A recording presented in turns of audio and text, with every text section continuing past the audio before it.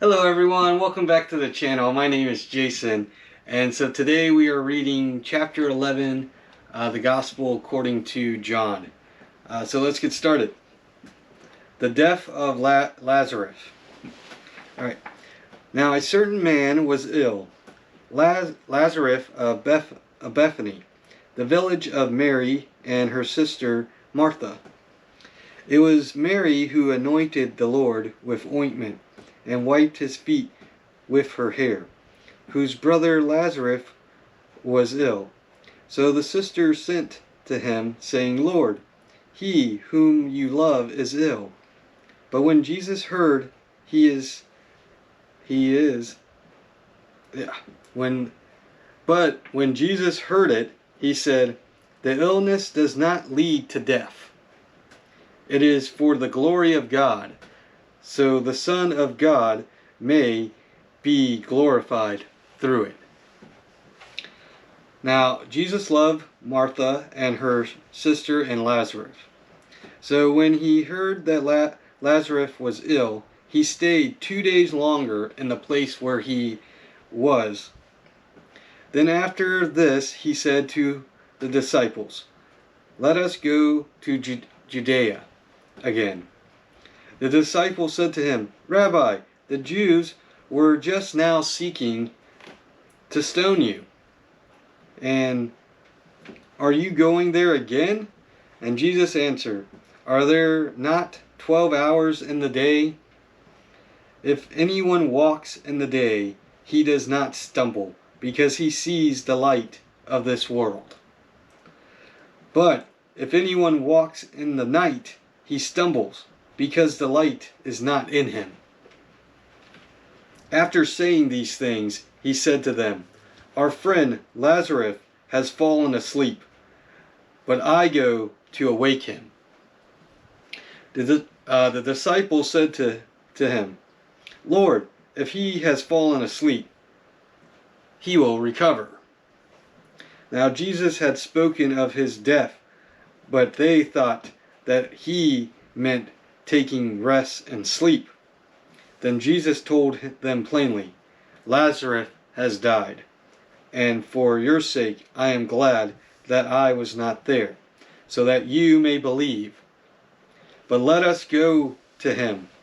So Thomas, called the twin, said to his fellow disciples, let us also go, that we may die with him. Okay, so that section, Mary and her sister Martha sent word to Jesus that their brother has fallen ill. So, Jesus loved all three of them, but he stayed at a place that he was already there for 2 extra days, and then he told the disciples that he needed to go back to Judea, to Bethany.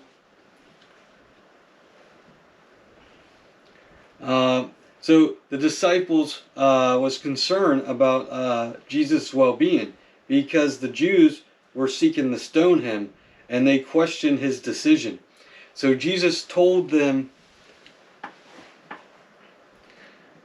that he goes to wake up their friend Lazarus, because he has fallen asleep.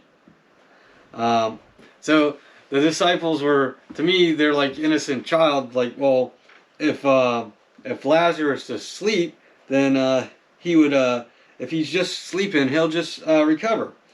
And so Jesus had to tell him, no, Lazarus had died, and I need to go back and wake him up. So they all agreed to go back to Judea with Jesus. All right. So next section. Okay, I am the resurrection of the life. I am the resurrection and the life. Now, when Jesus came, he found that Lazarus had already been in the tomb 4 days. Bethany was near Jerusalem, about 2 miles off, and many of the Jews had come to Martha and Mary to console them concerning their brother. So when Martha heard that Jesus was coming, she went and met him.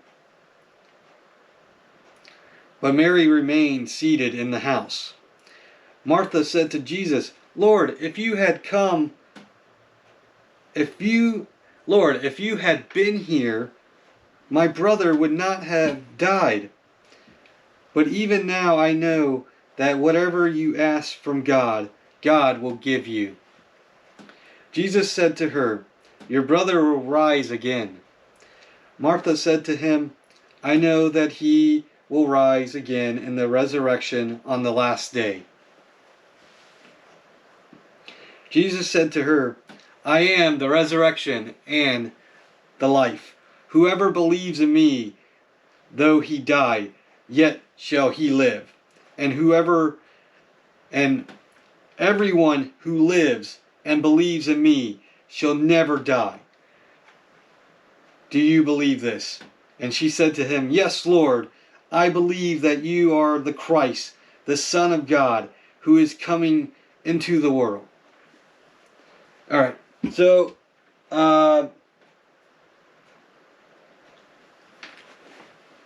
by the time Jesus got to Bethany, which we now know that it's about 2 miles off from Jerusalem, Lazarus has been in a tomb for 4 days. And Martha heard that Jesus was coming, so she went out to meet Jesus. And she told him that Lazarus would not have died if he had been here. And Jesus told her, Lazarus will rise again.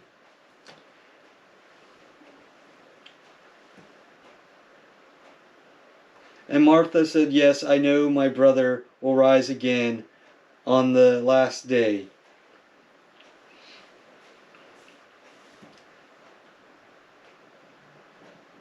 So, she was speaking the last day, which is in Revelations. So that's Jesus' second coming, which is in Revelation, the book of Revelation. But I want to read verse 25 and 26 again. All right. So Jesus said to her, I am the resurrection and the life. Whoever believes in me, though he died, yet shall he live. And everyone who lives and believes in me shall never die. Do you believe this? Okay, so verse 25 and 26 is talking about the rapture.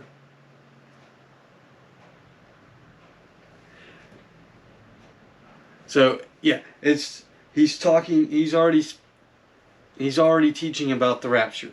So the way Revelation has it, a trumpet will sound and Jesus will wake up first. And then Jesus will wake up wake up the believers that are already been buried or cremated. So he will wake them up first, and they will meet him in the cloud. And then he will call upon the ones that are still, the believers that are on earth, he will call them, and they will also come. They will also go to the cloud. So that's the rapture. Those who are still alive during the rapture, they didn't die. So when he says, those who believe in him shall never die, that means our bodies didn't die, or the people that are still here during the rapture, their bodies didn't die because Jesus called them up in the cloud, and we all meet there, and then Jesus will take us to heaven. And then those who body has already died and they're buried, they will live again. So that's part of the rapture. He's already speaking and teaching and foretelling of the rapture, which I find amazing, and it's kind of cool because John is also the one who wrote Revelations. All right, so next section, Jesus weeps. So when she said this, oh wait, sorry. One other I have a question for you. So Martha believed in this. So the last question of verse 26. Do you believe this? And that's my questions to you. Do you believe this? And please let me know in the comments below. Alright, now we can move on. Sorry about that. Jesus weeps. When she had said this, she went and called her sister Mary, saying in private, "The teacher is here and is calling for you." And when she heard it, she rose quickly and went to him. Now Jesus had not yet come into the village, but was still in the place where Martha had met him. When the Jews who were with her in the house, consoling her, saw Mary rise quickly and go out, they followed her, supposing that she was going to the tomb to weep there. Now when Mary came to where Jesus was and saw him, she fell at his feet, saying to him, "Lord, if you had been here, my brother would not have died." When Jesus saw her weeping, and the Jews who had come with her also weeping, he was deeply moved in his spirit and greatly troubled. And he said, "Where have you laid him?" They said to him, "Lord, come and see." Jesus wept. So the Jews said, "See how he loved him?" But some of them said, "Could not he who opened the eyes of the blind man also have kept this man from dying?"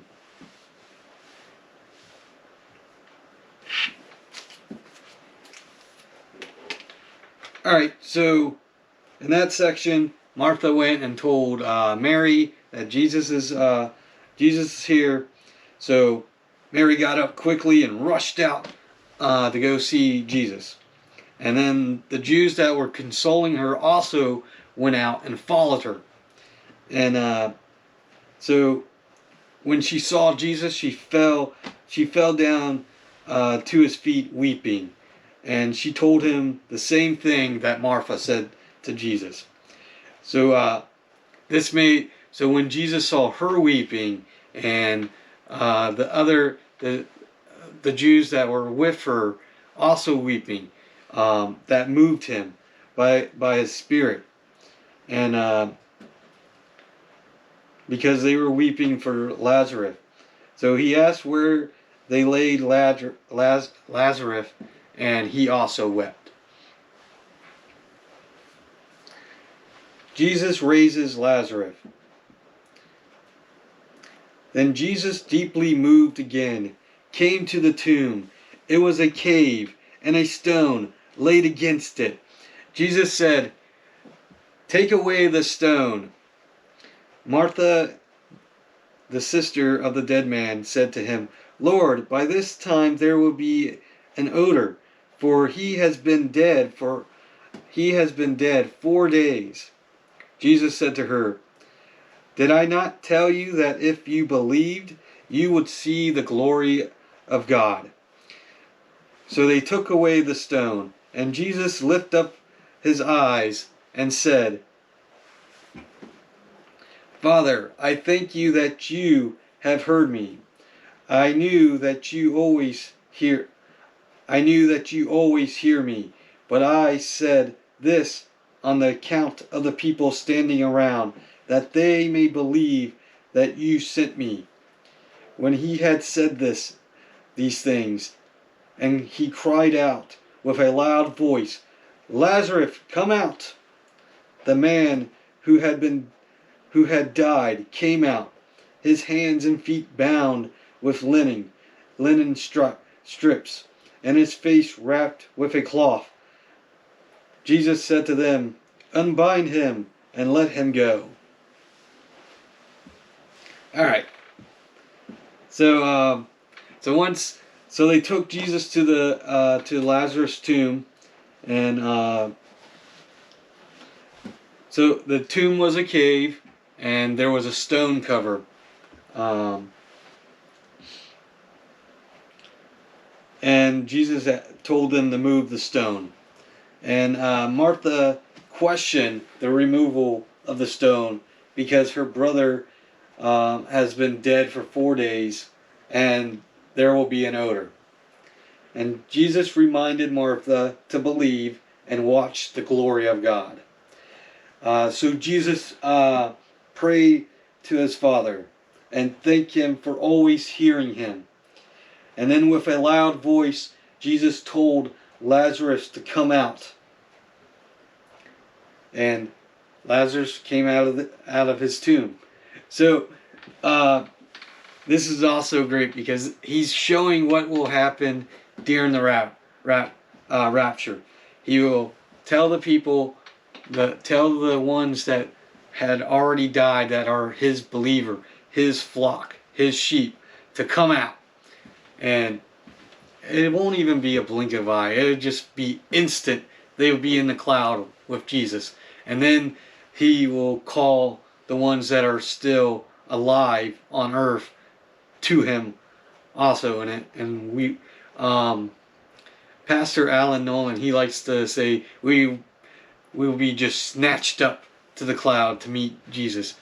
So I think that's cool because it's showing what he's demonstrating, what he's going to do when he comes back. And then also all these people are witnessing him bringing someone back to life, seeing the glory of God. The glory of God.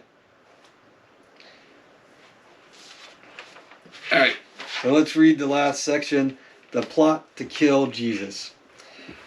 Many of the Jews, therefore, who had come with Mary and had seen what he did, believed in him. But some of them went to the Pharisees and told them what Jesus had done. So the chief priests and the Pharisees gathered the council and said, "What are we going to do? Or what are we to do? For this man performs many signs. If we let him on like this, everyone will believe in him, and the Romans will come and take away both our place and our nations." But one of them, Caiaphas, I believe I said that right, Caiaphas,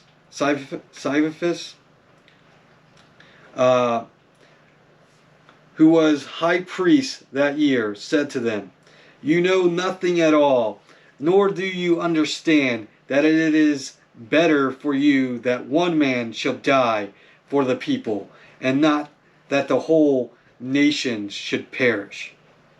He did not say this on his own accord, but being high priest that year, he prophesied that Jesus would die for the nation, and not for the nation only, but also to gather into one the children of God who are scattered abroad. So from that day on, they made plans to put him to death. Jesus therefore no longer walked openly among the Jews, but went from there to the region near the wilderness, to a town called Ephraim, and there he stayed with the disciples. Now the Passover of the Jews was at hand, and many went up from the country to Jerusalem before Passover to purify themselves. They were looking for Jesus and saying to one another as they stood in the temple, "What do you think, that he will not come to the feast at all?" Now the chief priests and the Pharisees had given orders that if anyone knew where he was, he should let them know, so that they might arrest him. Okay, so the plot to kill Jesus. So after hearing Jesus raising Lazarus up, the Pharisees and the priests began plotting to kill Jesus. They were scared that Jesus was performing too many signs, and that too many people will begin to believe that he is the Messiah.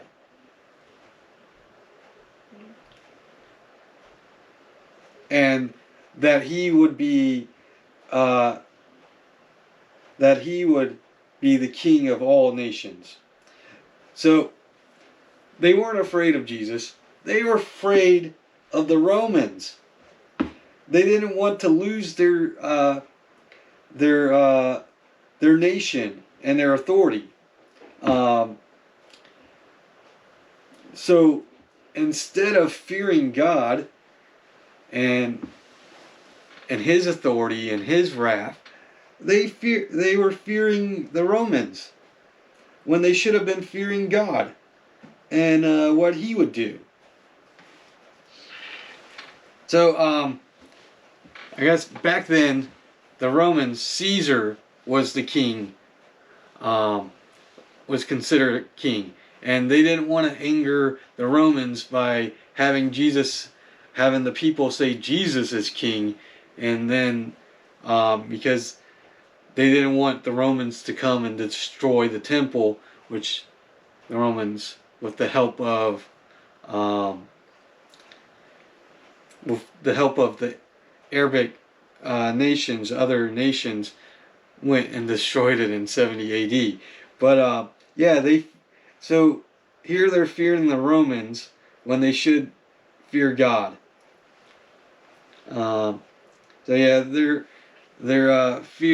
Their priority of fear was not in order.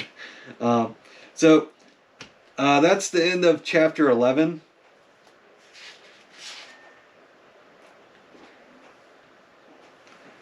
Yeah, so that's the end of chapter 11. I hope you enjoyed this video.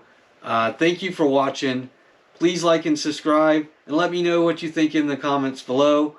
And do you also believe? So, thank you for watching. Keep on reading, my friends.